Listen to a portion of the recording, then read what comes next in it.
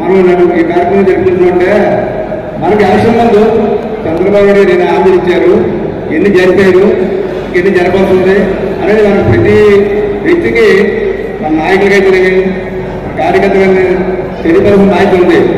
చంద్రబాబు నాయుడు గారు ఇచ్చిన హామీలు మనం గుర్తుపెట్టుకోలేము, ఎన్ని హామీలు ఇచ్చినా కూడా మనకు తెలియదు. అందుచేత ప్రతి ఒక్కరూ కూడా ఆ రోజు ఆయన హామీలు నమ్మి మన ఓట్లేసి ఆయన అధికారులు ఎక్కించాం. కానీ గత మన ప్రభుత్వం అన్ని హామీలు కూడా 100% కూడా ఇవ్వడం జరిగింది. రాజస్థాన్ గవర్నమెంట్లో కూడా చంద్రబాబు నాయుడు గారు అబద్ధాలు చెప్పి మోసాలు చేసి ఈ కార్యక్రమం ప్రజలందరినీ మోసం చేసి ఓట్లు వేసుకున్నారు. ఎంతవరకు ఆయన న్యాయం చేస్తున్నారు ప్రజలకి? అలాగే బాబు గారు ఇప్పుడు చంద్రబాబు చేసే కార్యక్రమం ఏంటంటే బాబు సూర్యుడికి మోసం గ్యారెంటీ అనేటువంటి కార్యక్రమానికి మనందరూ వచ్చాము. ఇది జరిగేది కూడా ప్రజెంట్ అదే, మనందరూ కూడా చంద్రబాబు మాటలు నమ్మి మోసపోతున్నాము. కాబట్టి ప్రతి కార్యకర్త కూడా కష్టపడి పనిచేయాలి. ఈరోజు మనం ఈ స్టేజ్ మీద ఉన్నట్టే ప్రెసిడెంట్ అవ్వచ్చు, ఎంపీటీసీ అవ్వచ్చు, మండల ప్రెసిడెంట్. గతంలో మన జగన్మోహన్ రెడ్డి గారు అధికారులు ఉన్నారు కాబట్టి మనందరం పెంచుకొని ఈ స్టేజ్లో ఉన్నాం. భవిష్యత్తులో కూడా మనందరం కష్టపడి పనిచేసి రాబోయే అంశంలో మన ఎమ్మెల్యే గారి గణేష్ గారిని మొన్నే చెప్పారు మన నాయకులు, నెక్స్ట్ ఎమ్మెల్యే గారు కాబోయే ఎమ్మెల్యే గారు గణేష్ గారి నెక్స్ట్ వచ్చే ప్రభుత్వం కూడా మనకు వస్తుంది. అది ఎప్పుడు వస్తుందో ఇప్పుడు ప్రజలందరూ కూడా ఎదురు చూస్తున్నారు.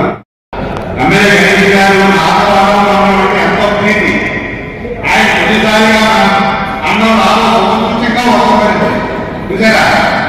ఆయన ఎక్కడ ఉంటే అక్కడ సత్యస్థానంగా బాగుమాడి వెళ్ళిపోతున్న రోజుల్లో కోట కూర్చింది అంటే కదా.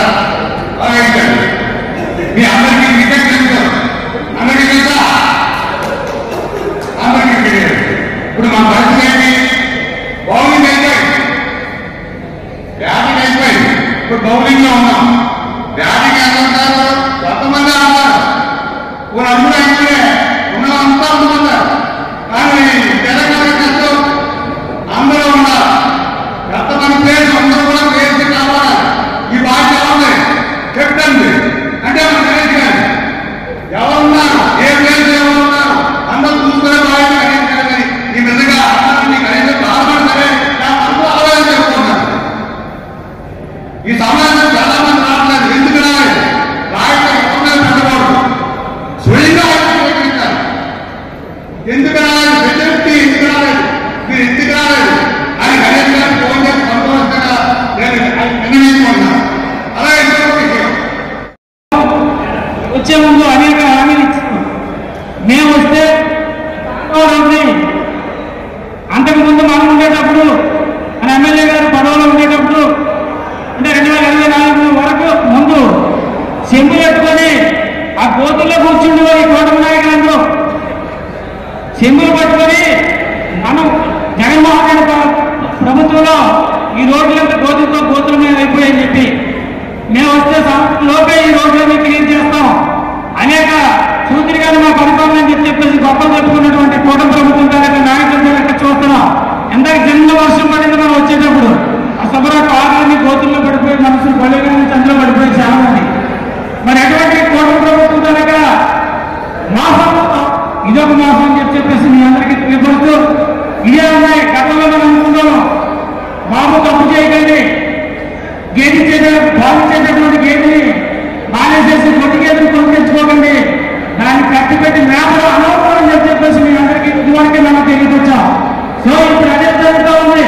ఈ కూటమి ప్రభుత్వంలో సంవత్సరం అయిపోయి 2వ సంవత్సరం అడుగు పెట్టినటువంటి సందర్భంలో ఒక్క కార్యక్రమం కూడా జరగకుండా, ఒక్క స్కీమ్ కూడా లేకుండా మన తల్లిలో ఉన్న మనది అమ్మఒడి మన నాయకులు పెట్టినటువంటి పేరుని కాల్చి పెట్టి ఒక్కొక్క దానికి ఒక్కొక్క పేరు మార్చి మన పెట్టారు. దీనికి ఏదని తల్లికి వందనాన్ని. తల్లికి వందనానికి మీ అందరికీ ఒక విషయం తెలియపరచాలా, దీనికి కూడా ఆంక్షలు పెట్టారు కూటమి ప్రభుత్వం వారు. ప్రెసిడెంట్కి ఎంపీటీసీకి జీతం ఎంతో మీ అందరికీ తెలుసా? ప్రెసిడెంట్కి ఎంపీటీసీకి జీతం ఎంతో మీ అందరికీ తెలుసా? హామీ గౌరవం చేస్తున్నాం. ఎంతో తెలుసా? 3,000 ఉన్నటువంటి ఎంపీటీసీ కూతురు కానీ పంచాయతీ సర్పంచ్